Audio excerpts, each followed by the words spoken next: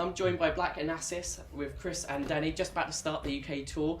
How you guys feeling? You guys nervous at all? You excited?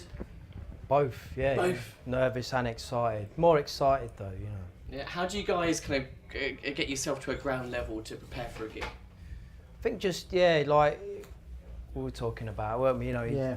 the balance, innit? You got to get excited enough, but you got to be focused enough that you don't wind up doing something, you know, ridiculously stupid. You know, it's going to get you sued or like, you know. Have you done anything ridiculously stupid that maybe got you nearly sued? Nah. You just that's what about the focus comes in, just enough. Yeah. Just enough to get through and keep it good. You know? What do you do exactly? Do you meditate? Do you grind some balls? What do you do? Sort of, yeah, kind of a type of meditation, and it's just in your own head, you know.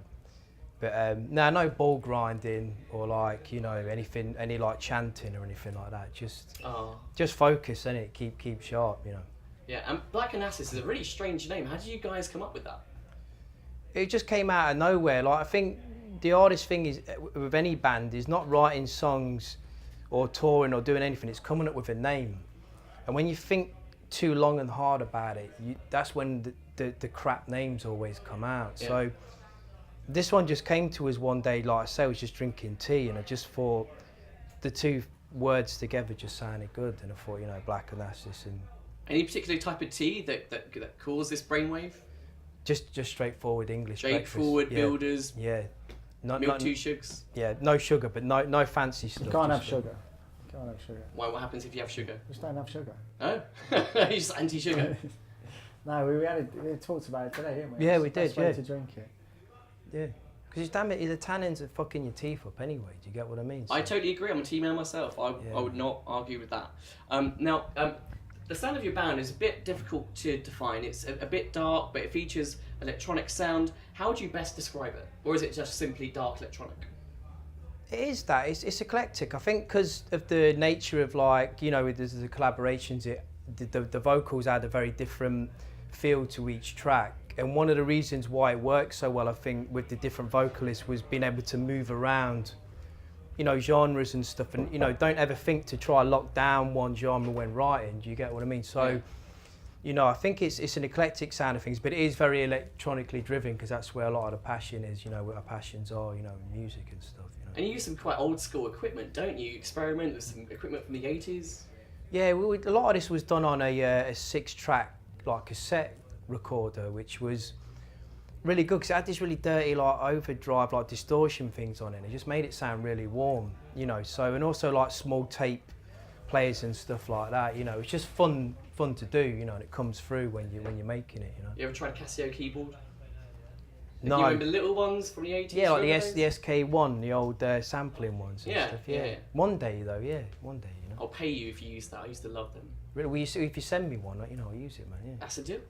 Sorted then. Now, a main draw of a lot of bands is they have a front man and they're kind of out there, they're being a bit wild, doing a few stunts. You guys don't really have a front man. So how do you guys kind of get around that?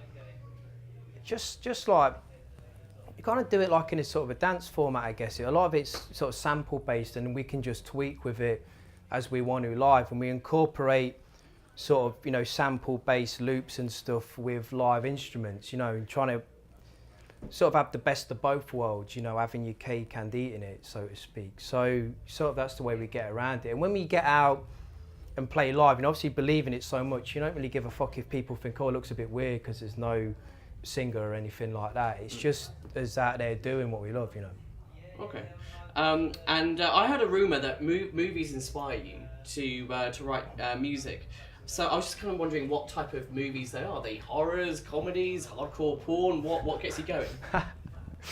Anything really. Like, I mean, you know, as a kid in the 80s growing up, I mean, you had things like, you know, John Williams was such a big thing, you know, all these kind of films. And then, you know, as growing up a little bit, you had, you know, sort of Danny Elfman and stuff like that. And then, you know, modern times and going back a little bit, you know, Cliff Martinez and stuff like that. So watching so much TV and movies and stuff like that, it's only natural it's going to seep into you and become a part of the way you write, you know. So you almost, like when you're writing things, you almost imagine you're writing for a certain scenario in your head, you know, that could be a movie or a program, you know. Are there any big John Williams tracks that you always go back to, like, you know, Superman or E.T. or anything like that?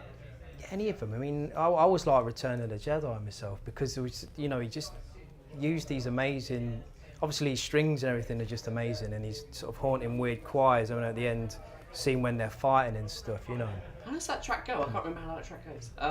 It's not the main theme. You're not talking about the main stuff. No, it was like it's when like Luke's fighting Darth Vader at the end, and the Emperor's like kind of sitting up there, you know, kind of being a bit weird, and just like a really just beautiful bit of music, really moving. Choir, you know. isn't it? It's like It is a choir, yeah. It looks like almost like Templar type monks, isn't there? Sort of sounding, yeah. And that's the one that really kind of gets you going and unlocks your creativity. Yeah, yeah, and then going further back than that, anything you like, you know, Bernard Herrmann or any of those sort of, you know, kind of things, you know, the old Hitchcock or Taxi Drive, you know, gets you going every time, don't it? You know? Yeah. Now I know that you live in New York, and Danny, you live in Leicester. I do. How does that work? Because that is not exactly around the corner, is it? How do you guys practice and gig? Do you do that over webcams, or do you just have very expensive airfares every month? Just sort of, I mean, You send me tracks and just get the gist of it, and then just like we talk about it on Skype, and then just like get together and, you know, just play it and see how it goes. Yeah, I know that Chris, you were quoted as saying that you like New York, you love New York, but you hate the weather, especially when it's really sunny. And when it's really sunny, you actually miss the rain in Leicester. What's that about? You do miss the rain. It's weird. It's the things about. The thing in New York is like in the winter it's dead dry, you know what I mean, and you're dried out, and it's weird. In England, I know certain like feel to it, you know, the damp and all that sort of thing. Like you see it in a different way once you leave it. You get, you know, when you're looking into it from somewhere else, you know. So yeah, I do miss the rain a bit. Yeah. Now, Chris, most people will obviously know you from Kasabian. Do you have any concerns about people doing any comparisons with your band now and Kasabian? Not at all. No, I mean, it's very normal. Like, you know, most people have been exposed to music I've done as being with, you know, Kasabian. You get what I mean? So it's very normal to compare it, and also, you know, writing stuff in that band and contributing. You know, it's like, you know, it's a sonic footprint in their past. You know, so I think it's a natural thing. It don't bother me at all. Do you have any regrets? Nah, you can't live with regrets, man. You can't do it, mate. Nah, not at all. Now, guys, if someone hasn't heard your band before, what would you say to them to convince them to listen to your music and come to your gigs? I think it's just like, again, we were saying earlier about it, it's quite an eclectic mix of music and different sounds. You know, you can get people interested. Show-wise, you know, we do use like a bit of a visual element and stuff like that to mix in with the sound. So it's a lot, you know, it's a lot of experience of the senses and stuff like that. So I think, you know, there's something for almost everyone, you know, to come in and get something from, you know. Great. And have you guys had any embarrassing experience with anything that you've done around the band or on stage? Not really. I mean, loads of things, loads of mistakes happen on stage, but you know, if you make it look like you know what you're doing, you just cover it over. Yeah, if you like trip on a lead or something, if you do like a bit of a shimmy afterwards or something, or like, you know, make out like, you know, I was trying to do that. Yeah, that was really a dance move. Yeah, me falling over my own equipment. Yeah, exactly. Yeah. So yeah, you try kind of cover those, try kind of cement over that, you know. Cool. Well, guys, thanks a lot for your time and good luck with the tour. Thank you so much. Thank you. Cheers. Hello, I'm Chris. I'm Danny. We're from Black Onassis. Make sure you check us out.